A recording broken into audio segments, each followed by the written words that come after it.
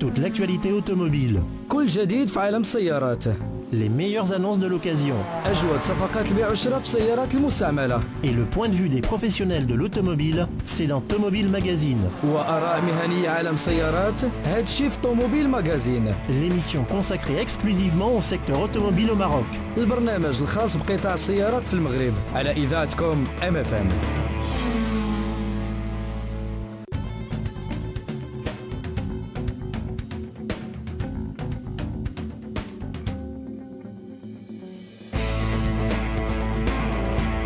نهاركم سعيد مستمعينا الكرام على مجموع إذاعات MFM. هذا برنامج طوموبيل ماغازين، البرنامج المخصص لعالم السيارات. مرحبا دافيد. Bonjour Mélanine, bonjour à vous chers auditeurs de MFM Radio et d'Automobile Magazine.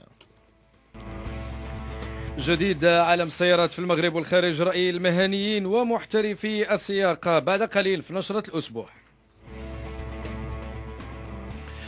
Lancement chez Total Maroc d'un programme de fidélité baptisé Total Club. L'objectif étant de récompenser les clients qui envisagent de participer dès maintenant à cette opération. Une opération qui se déroule dans les stations-service de l'opérateur pétrolier. Eric Goss, le directeur général de Total Maroc, reviendra plus en détail à notre micro sur ce programme de fidélité. C'est l'invité de la semaine. روبورتاج الأسبوع حول قافلة التوعية اللي قامت بها النقابة المغربية لمهنيي النقل لفائدة المغاربة المقيمين بالخارج. هذه القافلة اللي انطلقت من الدار البيضاء في اتجاه ميناء طنجة المتوسط، الهدف ديالها تحسيس بمخاطر الطريق وكذلك ضرورة احترام قانون السير مع مرحلة العبور ديال الجالية. Et puis nous terminerons cette émission avec notre rubrique habituelle, Point Autoconseil. طوموبيل ماغازين وكذلك الموسيقى اللي كتحبوا. دافيد نبداو. En avant pour les news.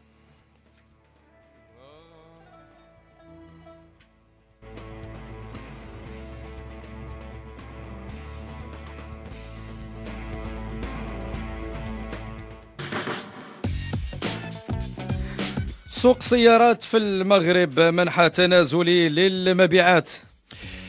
Oui, si à fin mai, le marché automobile enregistrait dans sa globalité une baisse de moins 3,26%, le fossé s'est creusé davantage à fin juin avec une décroissance de moins 6,48%. C'est ce que révèlent les dernières statistiques de l'Association des importateurs de véhicules au Maroc, les VAM. C'est toujours le segment des voitures particulières qui enregistre la plus forte baisse de l'ordre de 8,42%. Certaines marques s'en sortent très bien, Mélanie. نعم دافيد، داسيا اللي كتحافظ على المرتبة الأولى في المبيعات بحصة 23.51% من السوق الإجمالي. رونو كتحافظ على الرتبة الثانية ب 15.5%، وفورد في المرتبة الثالثة بحصة 8.63%. نسجلوا كذلك القفزة النوعية ديال يونداي اللي طلعت للرتبة الرابعة، وفيات كذلك اللي مواصلة الصعود ديالها. وكلمة في حق قطاع السيارات الخدمة اللي حتى هو مازال كيواصل الدينامية ديالو في السوق.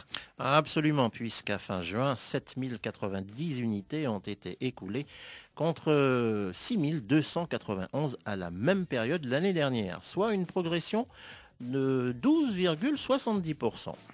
Mitsubishi domine le marché, Renault hérite de la deuxième place, suivi de Toyota. وباش نكملوا الارقام ديال المبيعات السيارات، قطاع السيارات الراقيه اللوكس حتى هو خدام مزيان. Si Mercedes domine ce segment avec 843 voitures particulières écoulées depuis le début de l'année, Land Rover lui emboîte le pas avec 657 unités vendues. Alors il faut souligner la belle performance de Land Rover à la fin de ce premier semestre, une marque automobile importée par le groupe Smeya qui s'appuie uniquement sur sa gamme de véhicules tout-terrain et autres SUV haut de gamme.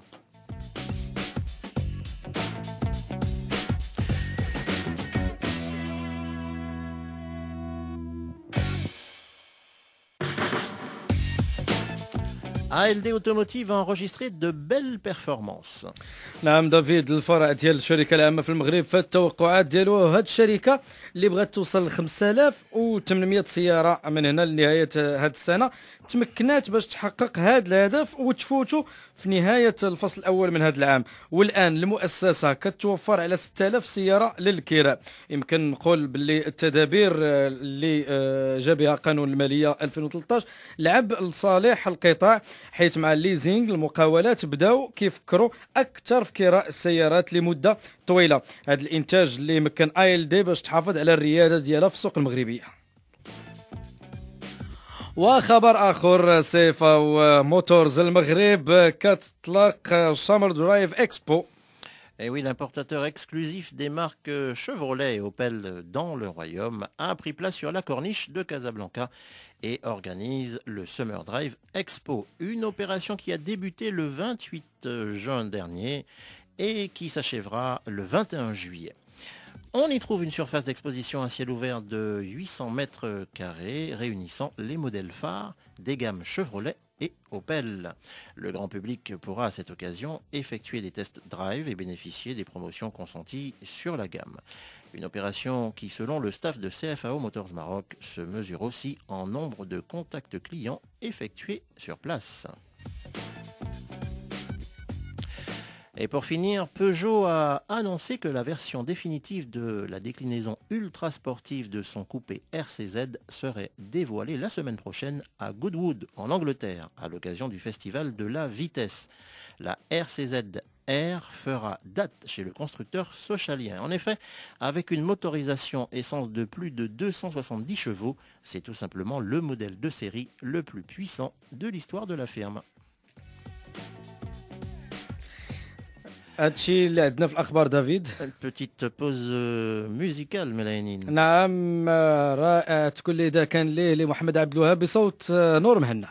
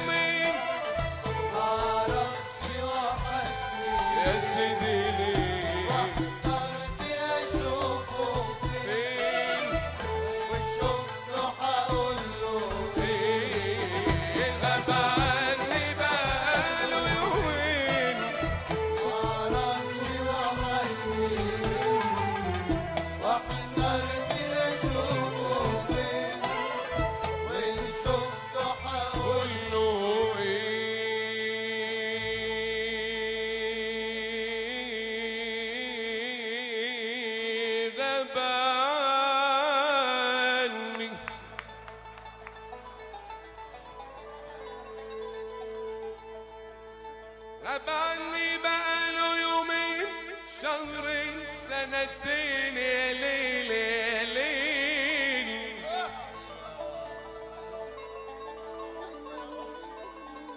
غاب عني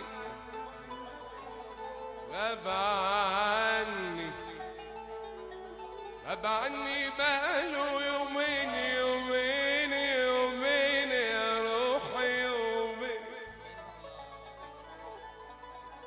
غاب عني بقاله يومين يومين يومين غاب عني بقاله يومين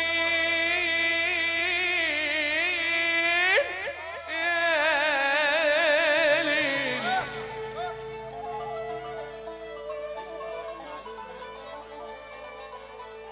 غاب عني بقاله يومين غاب عني بقاله يومين غاب عني بقاله يومين غاب عني بقاله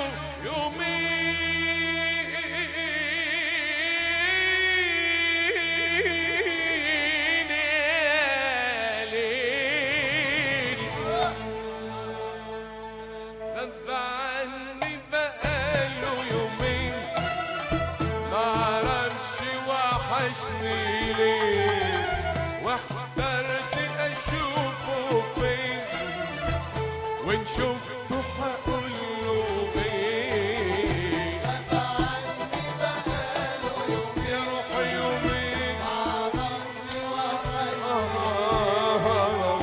واحترت اشوفه فين وان شفته هقوله ايه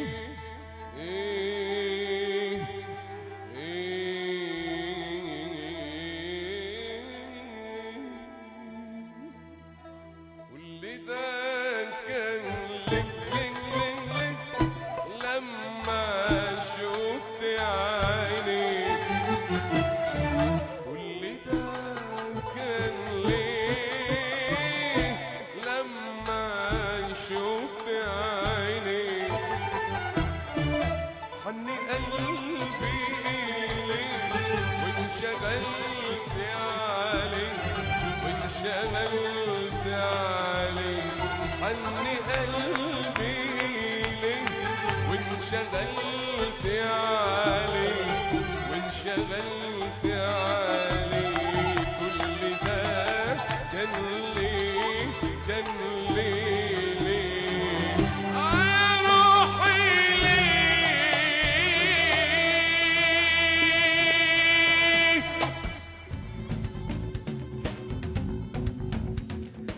دافيد ضيف الأسبوع. Oui, suite de Automobile avec l'invité de la semaine. Je vous le disais en titre, lancement chez Total Maroc d'un programme de fidélité baptisé Total Club.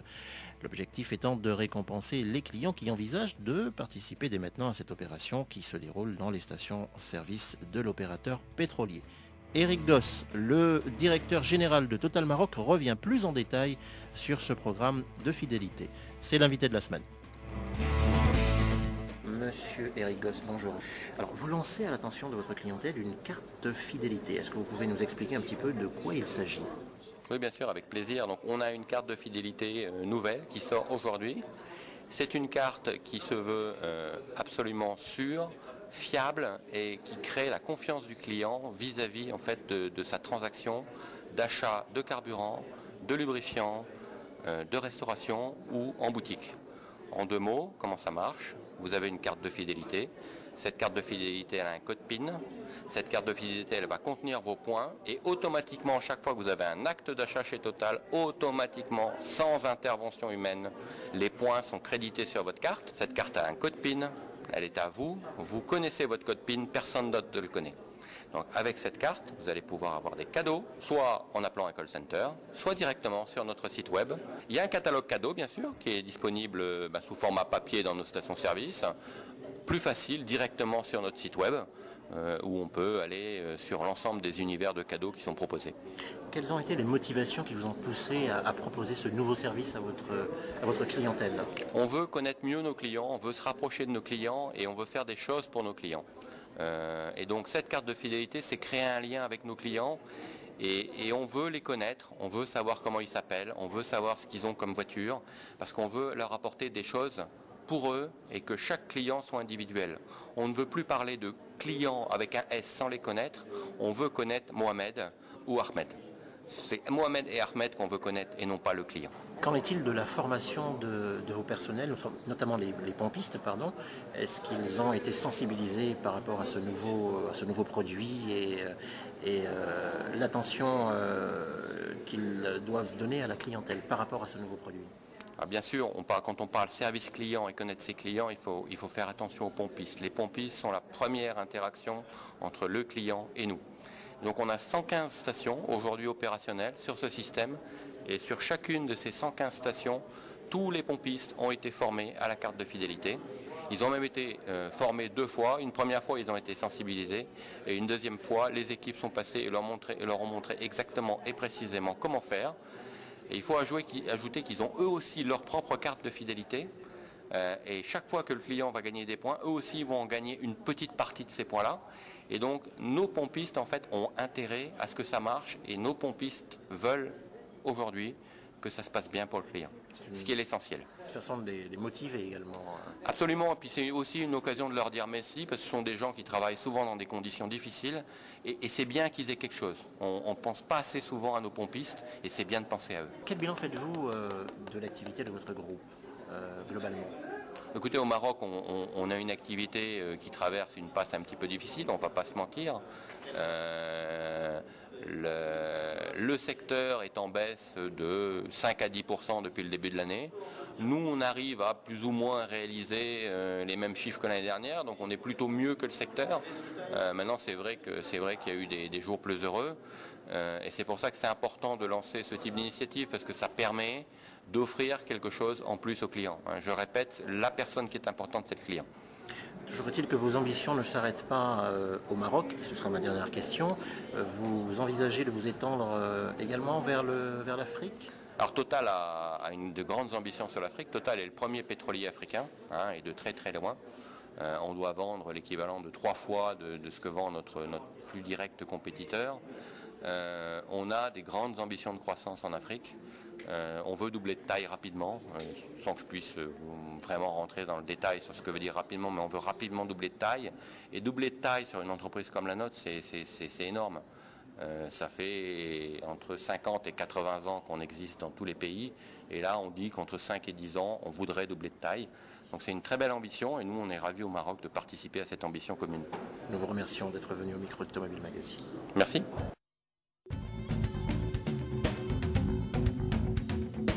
كان هذا صوت إريك غوس المدير العام ديال توتال المغرب دافيد اللي كان هو ضيف الأسبوع.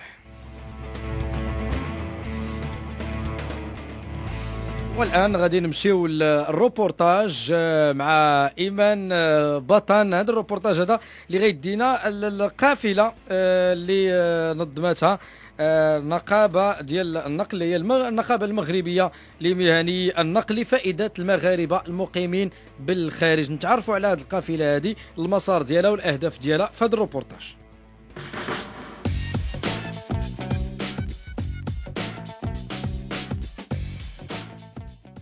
نظمت النقابة المغربية لمهني النقل بشراكة مع اللجنة الوطنية للوقاية من حوادث السير نظمت القافلة الوطنية الثالثة للسلامة الطرقية في مجال التوعية والتحسيس بمخاطر الطريق لفائدة أفراد الجالية المغربية المقيمة بالخارج مغاربة العالم.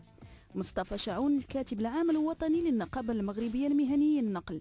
الاهداف ديال النقابه المغربيه لمهني النقل بغض النظر عن الاهداف ديال الدفاع عن الحقوق والمكتسبات ديال المهنيين وشغيلة النقل، هناك كذلك واجبات تجاه المجتمع، تجاه المواطن، تجاه البلاد ديالنا.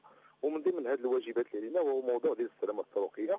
وفي اطار اتفاقيه الشراكه والتعاون اللي كتربط النقابه المغربيه لمهني النقل منذ 3 سنوات مع اللجنه الوطنيه للوقايه من حوادث السير ووزاره التجهيز والنقل، وكذلك تحت اشراف الوزاره المنتدبه لدى السيد رئيس الحكومه المكلفه بالمغاربه المقيمين بالخارج، نظمت النقابه المغربيه لمهني النقل القافله الوطنيه الثالثه للتوعيه والتحسيس في مجال السلامه الطرقيه لفائده مغاربه العالم، اي المغاربه المقيمين بالخارج. الانطلاقه كانت من مدينه الدار البيضاء في اتجاه ميناء طنجه المتوسط مرورا يعني بباحة الاستراحة وباحة الاستراحة الخاصة بمغاربة العالم وبالمغاربة المقيمين بالخارج. تواصل مباشر مع الجاليه المغربيه الوافده من جميع دول الاستقبال، رغم ان الظروف المناخيه كانت غير مواتيه نظرا لهبوب رياح الشرقيه القويه على المنطقه، ولكن حاولنا احنا يعني والاخوان اللي شاركوا في المشكورين في هذه القافله، وبالمناسبه هم سائقون مهنيون متطوعون عندهم واحد الخبره في التواصل وفي مجال التوعيه والتحسيس في موضوع ديال السلامه الطرقيه. المنظمون ديال القافله ركزوا خلال تواصلهم على 4 ديال المحاور اساسيه: تعب اثناء السياقه والسياقه والنوم والافراط في السرعه والحموله الزائده. وضم مسار القافله عدد من المحاور انطلاقا من مدينه الدار البيضاء في اتجاه ميناء طنجه المتوسط، وهذا ما كيضيفه مصطفى شعون. المواضيع اللي كنا ركزنا عليها بالاساس في هذه القافله كانت 4 مواضيع اساسيه، وهي التعب اثناء السياقه كنقطه اولى، السياقه والنوم كنقطه ثانيه، والافراط في السرعه والحاله الميكانيكيه للعربه. هذه 4 المحاور كتعتبروا من المسببات الرئيسيه والخطيره في وقوع حوادث السير المميته، وكما كيعرف الجميع بان اغلبيه حوادث السير كتجي يعني في نهايه المطاف او في الباركور. هاد الاخوان ديالنا اللي عزاز علينا واللي مغادرين التراب الوطني بعد سنه ديال الكد والعمل والاجتهاد خارج المغرب كيرجعوا للبلاد ديالهم الاصليه، وكما كيعرف الجميع بان بنادم الوقت اللي كيحط رجليه في المغرب كيقول بانه وصلت، وهذا خطا في حد ذاته، يعني ما غيوصل حتى غيوصل عند العائله ديالو سالم. وهذا هو اللي حاولنا نركزوا عليه في الورشات التاسيسيه اللي كانت يعني في عين المكان في ميناء طنجه المتوسط. كيف ما تم كذلك زياره باحات الاستراحه بالطريق السيار، فين تم خلالها توزيع مطبوعات حول السلامه الطرقيه ودليل مدونه السير الجديد الخاص بمغاربه العالم، كيف ما تم تنظيم ورشات تحسيسيه بميناء طنجه المتوسط. وخصوصيات هذه القافله يوم الاحد 30 مرورا باحه الاستراحه المتوجهه بالطريق السيار، كذلك كان التواصل فيها مع الجاليه المغربيه المقيمه بالخارج اللي تعذر ان نتواصلوا معهم في الميناء المتوسط، كانوا في الطريق ومديناهم كافه المعلومات، كما تم توزيع مطبوعات خاصه بهذه المحاور اللي سبق الذكر ديالها. وكانت كيف ما سبق مره اخرى الذكر بان كانت ورشات تحسيسيه، وكان واحد التجاوب واحد التواصل وخطابات تواصليه مباشره حاولنا نحسوا هاد الاخوان بالمخاطر ديال الطريق، وخصوصا بان اقتراب حلول شهر رمضان بدايه العطله الصيفيه، وهناك يعني حركيه ديال التنقلات على الصعيد الوطني. هذه القافله تم التنظيم ديالها تحت اشراف الوزاره المنتدبه المكلفه بالمغاربه المقيمين بالخارج بمناسبه انطلاق عمليه مرحبا 2013، وتزامنا مع العطله الصيفيه وقرب حلول شهر رمضان المبارك، وهي الفتره اللي كيعرف فيها المغرب ارتفاع في حوادث السير.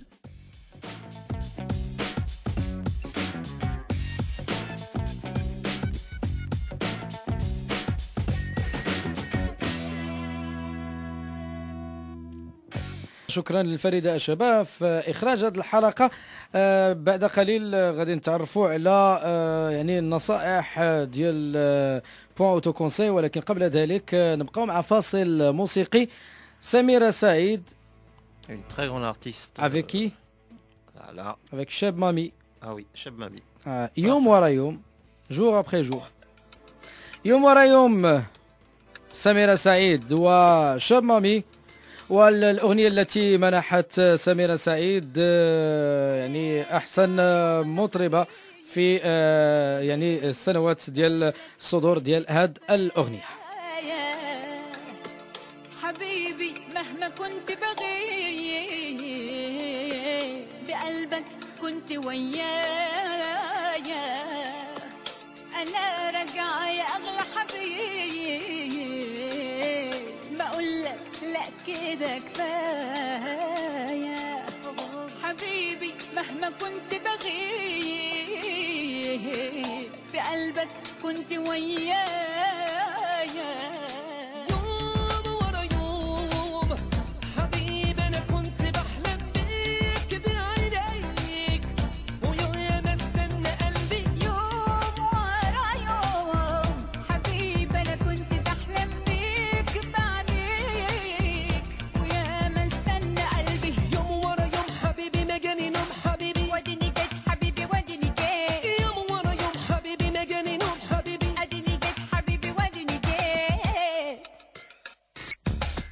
أنا عمري ما كنت بغيب، عيونك عايشة جوايا،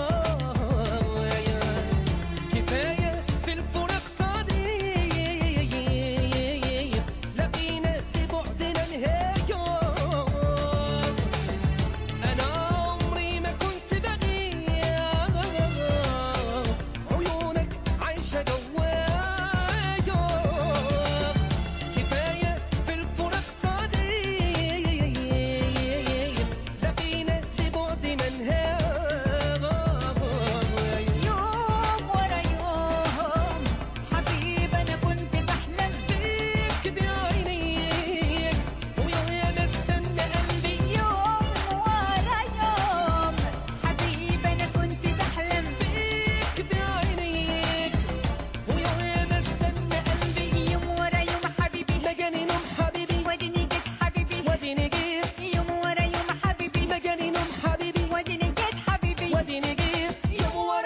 حبيبي مجانين حبيبي اديني جيت حبيبي واديني جيت يوم ورا يوم حبيبي مجانين حبيبي اديني جيت حبيبي واديني جيت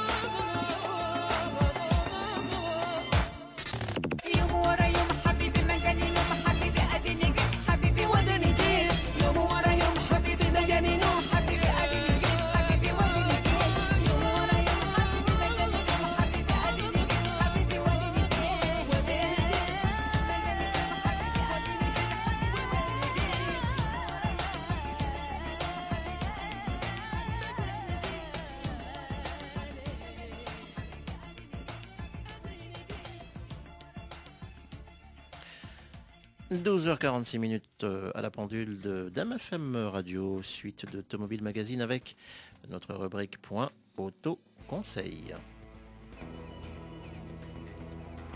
Un véhicule qui progresse lentement sur la route, qui zigzague parfois, ou qui hésite à prendre une direction. Le conducteur est-il perdu? Cherche-t-il son chemin? Non, il est au téléphone. سياقة سيارة مهمة صعبة وكتطلب انتباه كبير ديال السائق. العين كتستقبل المعلومات وهاد المعلومات كيتنقلوا للدماغ والدماغ كيحلل المعلومات وكيعطي الأوامر ديالو للتصرف. ملي كيكون السائق كيتكلم في التليفون كيركز الانتباه ديالو على اشنو كيسمع ماشي اشنو كيشوف. Et les études scientifiques le prouvent. Téléphoner en roulant provoque instantanément une baisse de la vigilance. 3/4 des conducteurs qui sont en train de téléphoner oublient de s'arrêter au passage pour piétons. À peine un tiers se souviennent des panneaux de signalisation qu'ils viennent de croiser. Les risques d'accident sont multipliés par 4. اشنو كيقول قانون السير؟ استعمال الهاتف النقال اثناء السياقه او اي جهاز اخر يقدر يقلل من الانتباه في السياقه كيتعاقب بغرامه من 500 حتى 1000 درهم حسب الماده 185 من مدونة السير. On ne le répétera jamais assez. Téléphoner en conduisant constitue un facteur de distraction pour tout conducteur, donc un facteur de risque pour sa sécurité et celle des autres automobilistes. C'est tout pour notre rubrique Point Autoconseil. À la semaine prochaine.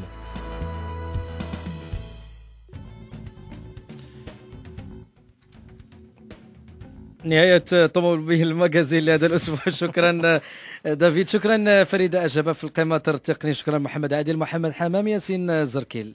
Merci à tous, merci Mélaïnine, soyez prudents sur la route ce week-end. À très vite. نعم، نحترموا قانون السير مع العطلة بطبيعة الحال ومع الازدحام اللي كاين في المحطات الطرقية في نهاية الأسبوع. نتوخاو الصبر ونحاولوا ما ناخذوش طريق العودة يوم الأحد في العشية ما بين 4 ديال العشية و6 ديال العشية. نحاولوا طريق العودة خصوصا لطرق الدار البيضاء الجديدة، الدار البيضاء مراكش والدار البيضاء الرباط، نحاولوا نتفاداوها ما بين 4 و6 ديال العشية في العودة. شكرا مستمعينا الكرام، شكرا دافيد. ما العينين عيناني، دافيد جيريمي قدموا لكم طوموبيل ماغازين، إلى اللقاء.